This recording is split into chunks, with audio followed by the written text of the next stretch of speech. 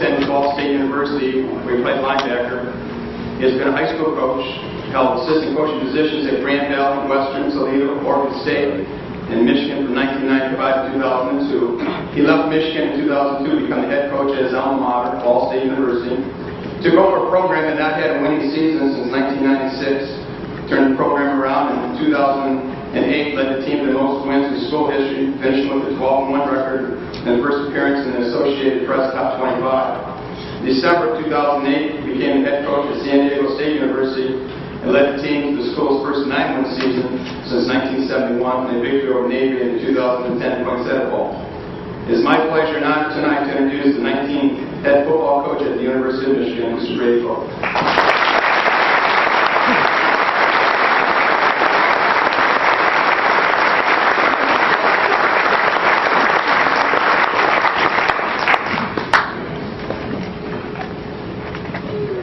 Thanks, Jack, for that introduction. And I want to thank the Michigan High School Football Coaches Association and the Hall of Fame for having us here, and hopefully you stay in Ann Arbor.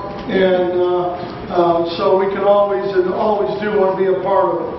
I'm honored to be here tonight, and I'm honored to be extremely honored to be sitting at this head table with these great coaches who have molded, defined, led, loved young men in the game of football, but more importantly, in the game of life. I can tell you this, we're very humbled as a staff to be involved, very humbled as a staff to be here tonight. And the one thing I'd like to do, because this is not about the University of Michigan, it's about these guys up here, but since we are new, I'd like to introduce the guys who represent the greatest university in the country, and have them stand up, and the guys who coach football at Michigan. Greg Madison, defensive coordinator.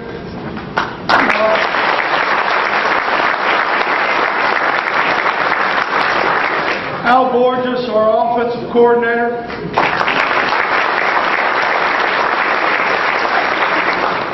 Dan Ferrigno, our tight end and special teams coach. Jeff Heklinski, our wide receiver coach. Mark Smith coaches our linebackers. Darryl Funk, our offensive line coach.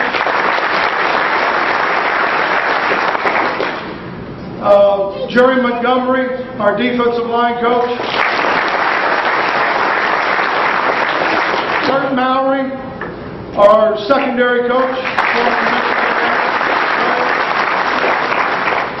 And the guy who coached Tom Harmon, Fred Jackson, our running back coach.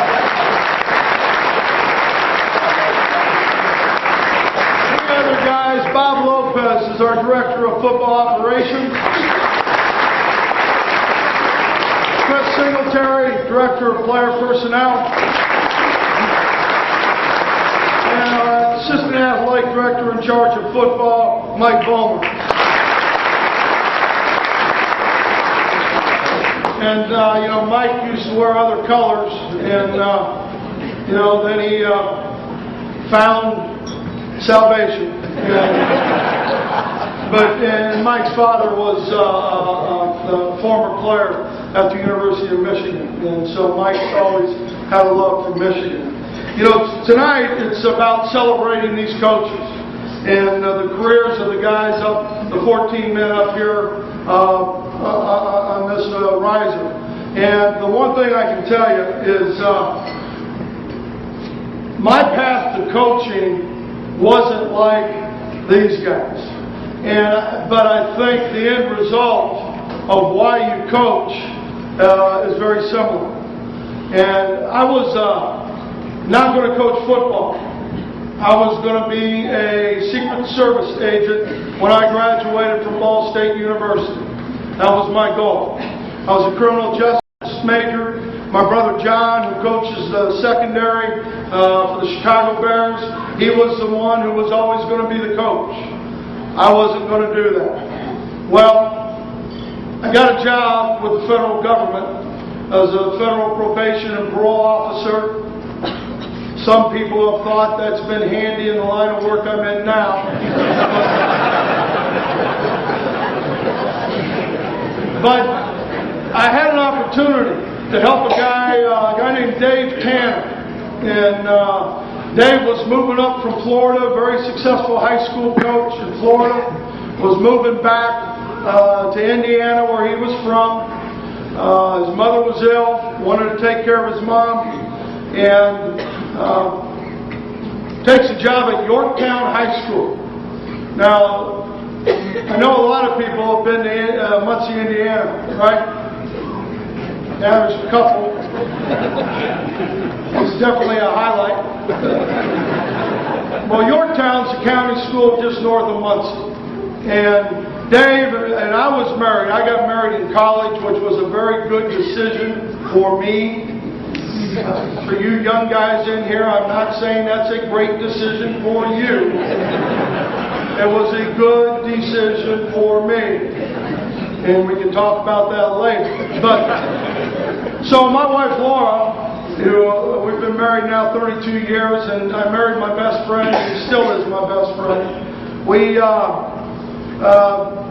I was going to do this federal work. She was working for a court judge in the county. At 23 years old, we both had pretty good jobs. And Dave Tanner knocks on the door of our apartment, pulls up in a little blue Volkswagen Bug. And I thought that was kind of cool. We had a 68 Le Mans. And so he knocks on the door and says, "Hey, I'd like for you to help me coach at Yorktown High School." So Dave comes in, we talk, and if I don't have to be in federal court, I had 6 counties, 44 people on a caseload. Some I had to see every week. A couple of you guys I would have had to see every week. Some twice a month, some monthly. But if I didn't have to be in Indianapolis in federal court, then I could be there for practice because I could arrange the schedule. So I started helping Dave. And I fall in love with working with kids. And that's why you coach. And the guys who I just introduced at Michigan, that's why you coach. Our guys a little bit older, 18 to 23. 18 to 23 is a significant time in a young man's life. And we understand that. The guys up here and the Hall of Famers who stood up and the other coaches that are in the audience, you know what we're talking about. You have the same mentorship that we all love and we embrace. So I, being as smart as I was, decided I like this coaching.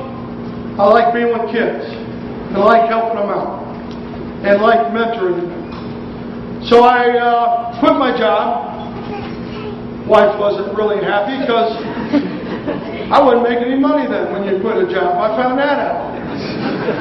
That stipend was about $1,500 at most. I helped out with wrestling. I was a former wrestler in the state of Ohio in high school. And so Laura's working. I become a full-time sub the next year. For 6 weeks, I taught English.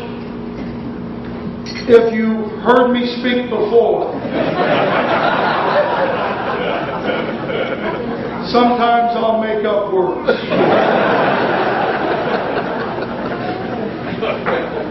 Habitize. You have to habitize yourself. That's the word. So, as we get further down the road, I decide, well, you know what? Maybe I'd like to try college football. So I coached 2 years at Yorktown High School. And Bob Giese, I had 3 linebacker coaches in 4 years at Ball State. And Bob was the last one. He gets the coaching position at Grand Valley State University. Jim Harkema had left and gone to Eastern Michigan. I call Coach Giese and I just say, "Coach, I'll do anything. I think I want to try college football. I didn't know, to be honest with you, but I thought, you know, I like the coaching. I like being around the kids. The game, I think we all have a passion for that to some degree, but it's those kids. So Bob says, hey, why don't you and Laura come up, look at Grand Valley in Allendale, and so we go out, we look at it, and 2 weeks later, we're packing up a trailer, and we're hitching it onto the back of our car, and we drive up to Grand Valley. Well, that's been some years ago. And one thing I can tell you, I will never change and wouldn't change anything that we've been able to do. And it's because of the young men that we serve. And if you don't coach with that in your heart, that the mentorship and being a coach is being a mentor. Being a coach is being a leader. Being a coach is a man of influence. Being a coach is a guy of integrity. Being a coach is a guy of character. And what excites me tonight is that there's 14 guys who are being recognized by this Hall of Fame for being a coach. And I can tell you, on behalf of the University of Michigan and our great president and our football staff and our team, we can't congratulate you anymore. We can't, it's something that